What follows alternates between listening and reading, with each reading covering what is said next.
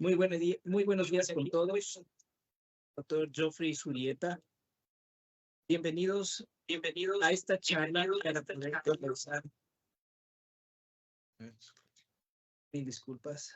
Para poder conversar con todos ustedes sobre un tema que conlleva la salud de sus manos. ¿Sí? Bienvenidos, somos parte de CIME. Es un centro médico con tecnología de punta que está dedicado a ofrecerles los mejores servicios de salud. Nos encontramos en Quito y en Manta.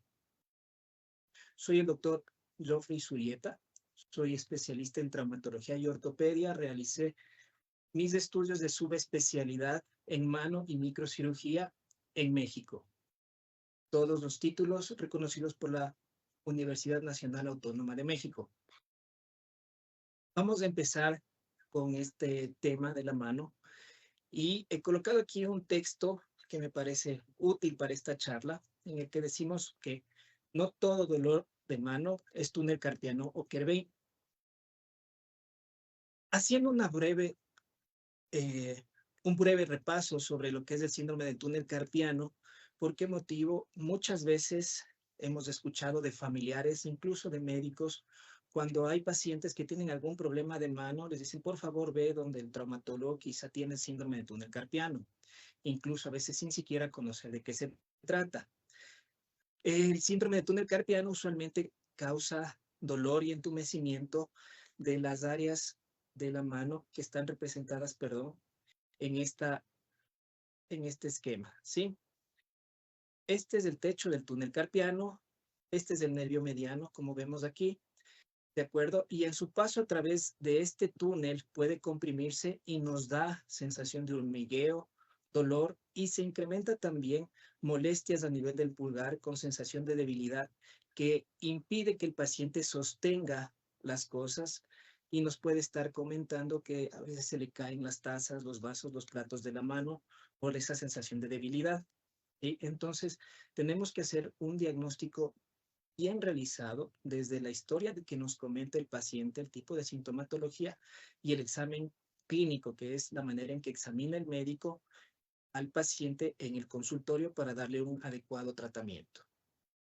Otra enfermedad que también es común y que hayan escuchado es la enfermedad de Kerbein.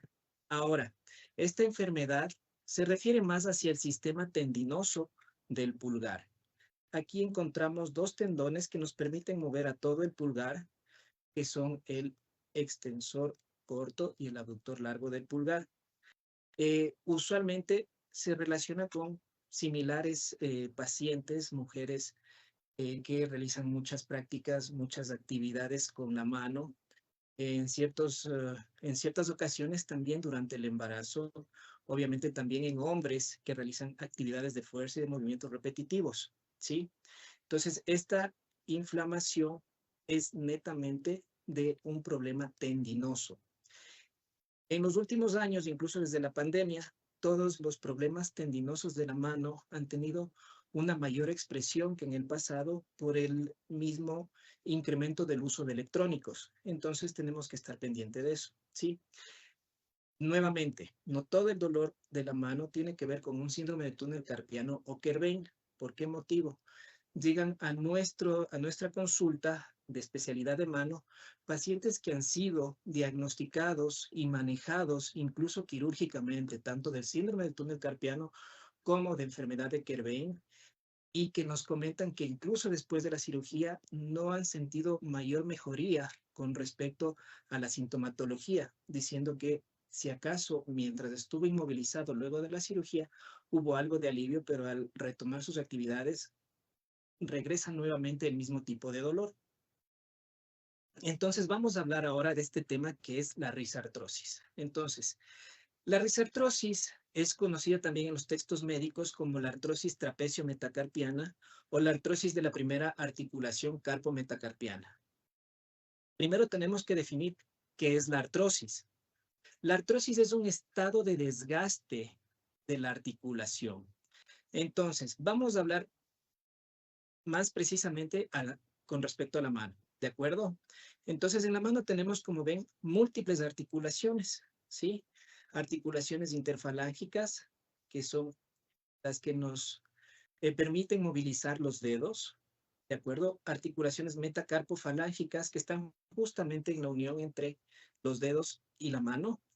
Y más abajo hay un conjunto también de huesecillos que se articulan entre sí, que son los huesos del carpo. También tienen sus condiciones especiales de patología, pero ahora vamos a hablar de la artrosis trapecio-metacarpiana. ¿Sí? Entonces, ¿qué sucede? Este es un esquema general de una articulación. En estas articulaciones tenemos la cápsula articular, que es la envoltura de la articulación, que en conjunto con los ligamentos le dan estabilidad. Y estas superficies que vemos aquí, este es el cartílago articular. Entonces, este cartílago articular, por un mecanismo degenerativo, es decir, un desgaste de su superficie, termina acabándose por completo el cartílago y empezamos a tener un proceso inflamatorio crónico derivado del choque básicamente de hueso con hueso. Esto para tener una idea general de qué es la artrosis. Entonces, la artrosis es el desgaste de la articulación. Ya. La artrosis puede devenir tanto por problemas mecánicos, movimientos repetitivos, incluso traumatismos, fracturas que afecten las articulaciones, ¿sí? Y también pueden deberse a procesos inflamatorios sistémicos o metabólicos, como pueden ser enfermedades autoinmunes, como la artritis reumatoide, el lupus eritematoso, síndrome antifosfolipídico, entre una gran variedad de enfermedades. ¿De acuerdo? Entonces, ¿qué es la articulación trapecio-metacarpiana? Se llama articulación trapecio-metacarpiana a esta articulación de la base del pulgar que tiene que ver con el trapecio, que es un huesecillo que tiene la forma casi de un trapecio. En realidad funciona como una superficie, si es que hacemos de cuenta una silla de montar. Entonces, esto permite movimiento en varios rangos de circunducción del pulgar, tanto para la flexión como para la abducción, que sería abrir para sostener cosas. Entonces, esta articulación que está compuesta por este hueso trapecio y el primer hueso metacarpiano, los huesos metacarpianos son los huesos que corresponden en la mano a básicamente las bases de todos los dedos que tenemos en la mano, ¿sí? Entonces, con todo este tipo de desgaste se genera dolor y molestias, ya vamos a hablar más adelante de este tema. Ahora, ¿por qué vamos a diferenciar esto de la enfermedad de Kerbein? Nuevamente, he tenido incluso pacientes, artistas que dibujan mucho, entonces están constantemente haciendo un esfuerzo en pinza que desgasta a lo largo del tiempo esta articulación y en algunos casos son valorados por médicos, incluso con estudios de imagen como ultrasonido, les diagnostican de enfermedad de Kerbein. Andando el manejo, como ya les habíamos comentado antes, haya sido con fisioterapia, inmovilizaciones, infiltraciones en el sitio de inflamación de la primera corredera de extensores, que es en donde se manifiesta la enfermedad de Kerbein, hasta cirugías sin tener remisión en absoluto de los síntomas, ¿sí? Entonces, ¿por qué se confunde más comúnmente la risartrosis o un estado de inflamación de esta articulación con la enfermedad de Kerbein? Entonces, esto tiene que ver por la localización, ¿sí? Como vemos en el esquema, en la risartrosis, la articulación trapecio-metacarpiana se encuentra en la base del pulgar, ¿sí? Y el sitio de compresión o de inflamación de los tendones en la enfermedad de Kerbein se encuentra en la parte más cercana a la articulación trapecio-metacarpiana, formándose incluso un sitio básicamente que tiende a dar confusión por el dolor cuando se está examinando al paciente. Y asimismo, por la contigüidad de un proceso inflamatorio, ya sea arriba o abajo en la articulación trapecio-metacarpiana en los tendones del pulgar, que es la enfermedad de Kerbein, esta inflamación se puede manifestar cerca, por eso puede haber confusión y se debe hacer un adecuado valoración clínica, ¿sí? ¿Qué es la risartrosis? Entonces, hemos ido viendo los conceptos generales, es el desgaste básicamente de la articulación que se encuentra en la base del pulgar, que es la articulación trapecio-metacarpiana, ¿sí?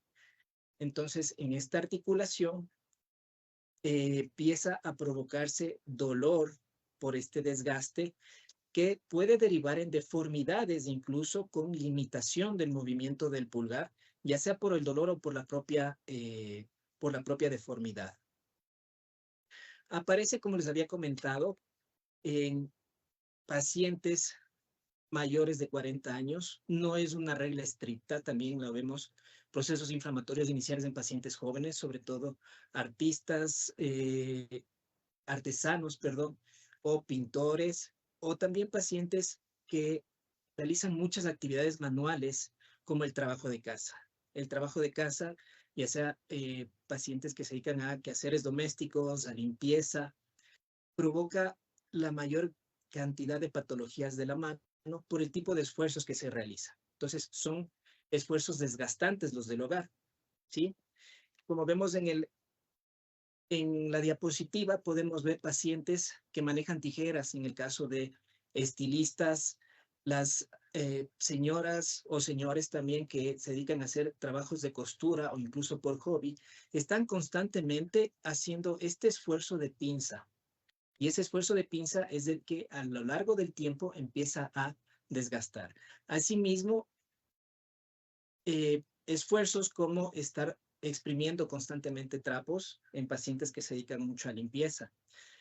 Esto puede devenir con esta patología, ¿sí? Entonces, para que tengamos una idea de cómo funciona esta enfermedad o por qué aparece, podemos ver que cuando estamos haciendo un esfuerzo de pinza, que es el agarre del pulgar con todos los dedos, que sería la pinza fina cuando es punta con punta, por un momento de acción-reacción, en el que el esfuerzo que hacemos para sostener algo se refleja en un vector que va descargándose en el resto de articulaciones hasta llegar a la articulación trapecio-metacarpiana.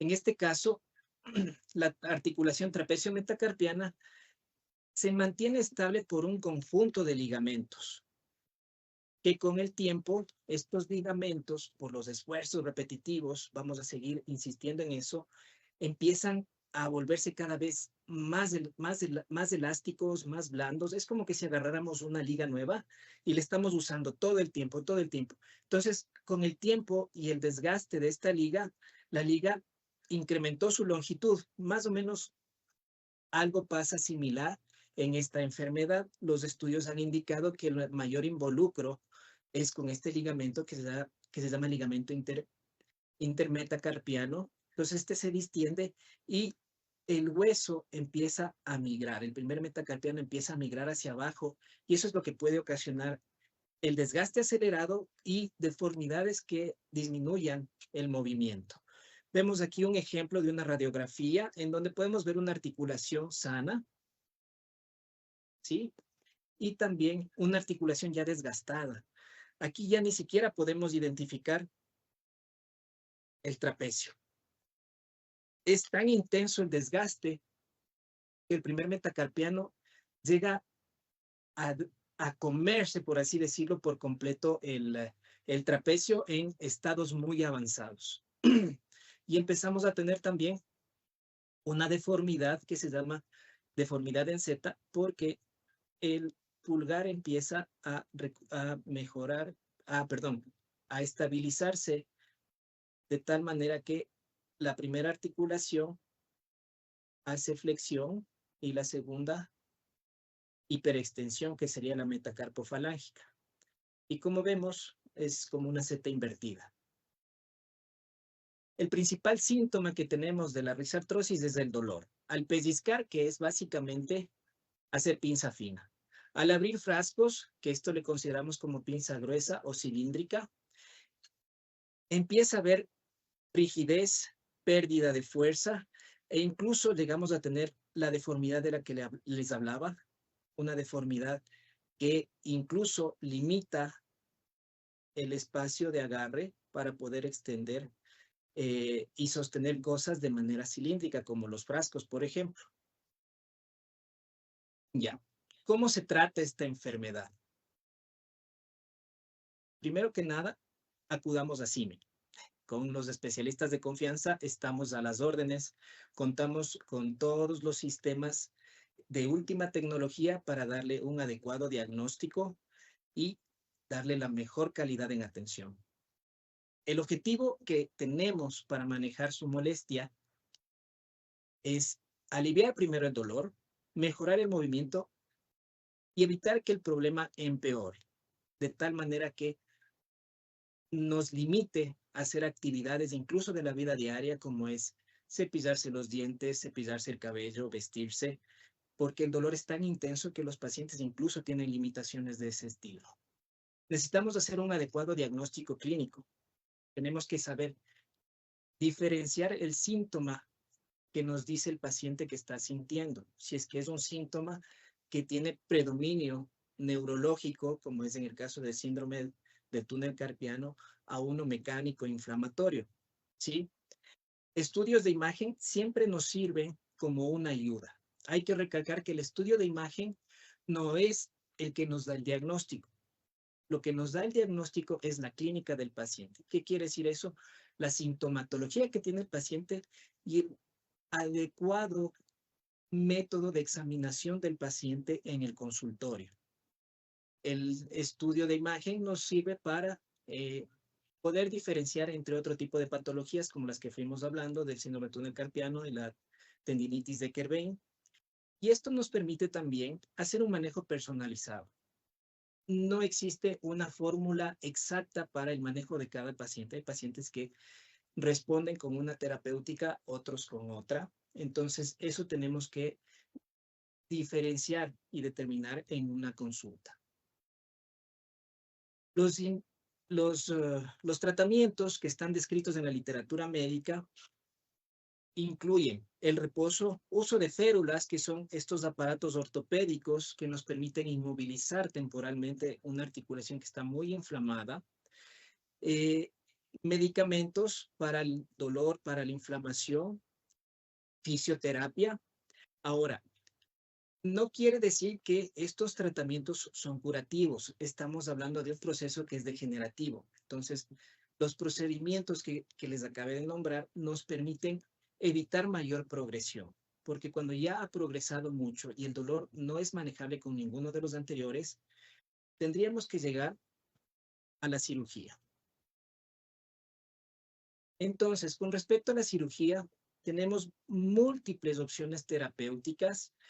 En la literatura médica están descritas varias técnicas. Aquí yo les coloco ejemplos de las técnicas que hacemos, ¿sí? Una de esas incluye la resección completa del trapecio. En la mayoría de técnicas tratamos de resecar ya sea por completo el trapecio o solamente una parte, ¿de acuerdo? Para evitar ese choque y mantener una suspensión. Entonces, hay implantes que mantienen hilitos ajustados y tensos que evitan que el pulgar siga cayéndose, que el primer metacarpiano se desplace hacia abajo, así como tenemos técnicas en las que usamos los tendones del propio paciente para hacer este sostén que se llama tenosuspensión.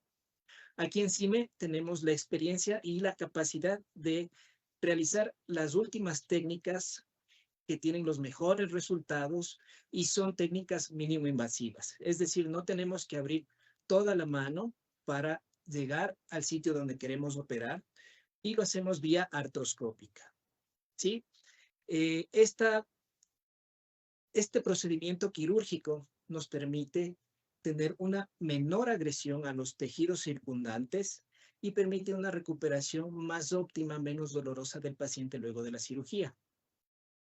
¿Cómo hemos logrado llegar a este tipo de calidad en el servicio de los pacientes? Con el apoyo de CIME, hemos sido invitados a muchos cursos internacionales de actualización en técnicas artroscópicas, también en técnicas de microcirugía, osteosíntesis, con los mejores profesores a nivel internacional para llegar a quirófano a brindarles el mejor servicio y la mejor atención. Con esto nos despedimos, agradecemos su atención, espero que haya sido una sesión que haya aclarado algunas dudas. En este momento podríamos contestar a los pacientes que nos están acompañando en vivo con unas preguntas. Permítame un momentito, tengo una pregunta. Doctor, la pregunta es de Santi Suntaxi. ¿Cuál ha sido tu experiencia con las infiltraciones en la raíz artrosis? Ya, muchísimas gracias. La pregunta, mi estimado Santiago, un saludo. Tenemos variados resultados. Estamos últimamente utilizando infiltraciones con plasma rico en plaquetas. Lo apoya la literatura médica. En realidad, sí es una muy buena herramienta para mejorar el dolor y la movilidad del paciente en un corto y mediano plazo. Pero estamos hablando de un problema mecánico. Entonces, como es un problema mecánico, la sintomatología la podemos ir controlando con las infiltraciones, el dolor sobre todo, pero a largo plazo los estudios nos han indicado que siempre puede haber el mismo riesgo de progresión a la deformidad y a la risartrosis que requieran un procedimiento quirúrgico, algo más invasivo. Animamos al público a realizar alguna pregunta adicional. En caso de no tenerlas, podríamos ya dar por terminado el live. Esperamos unos minutitos.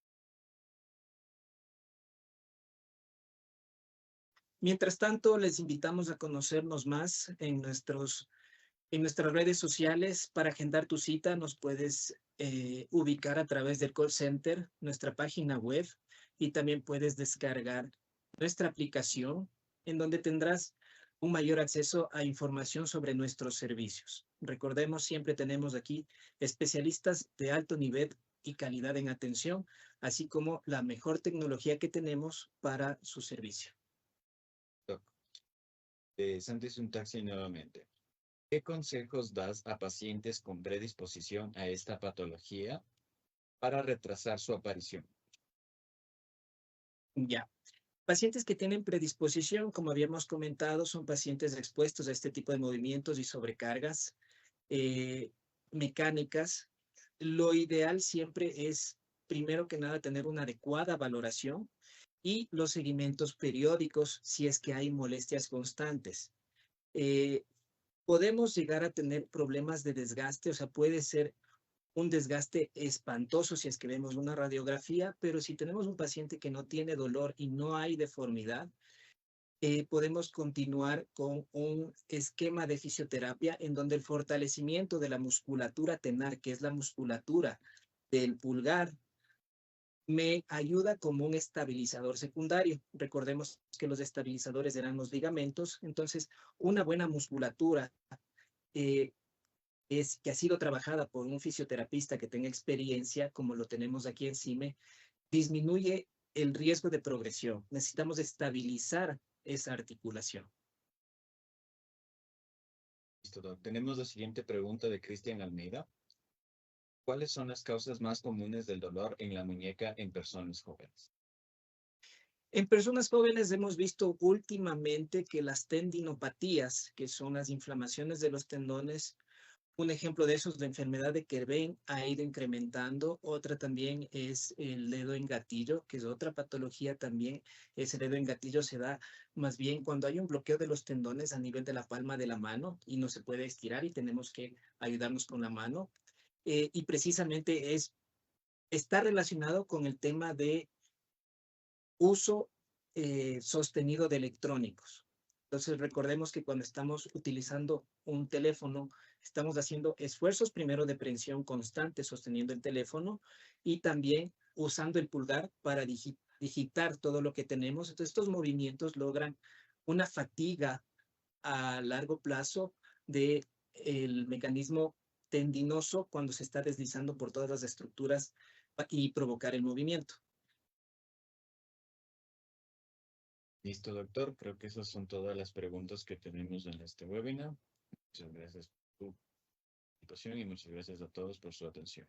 Muchas gracias. Les esperamos en el consultorio con las puertas abiertas para resolver dudas y hacerles un adecuado examinación de su enfermedad.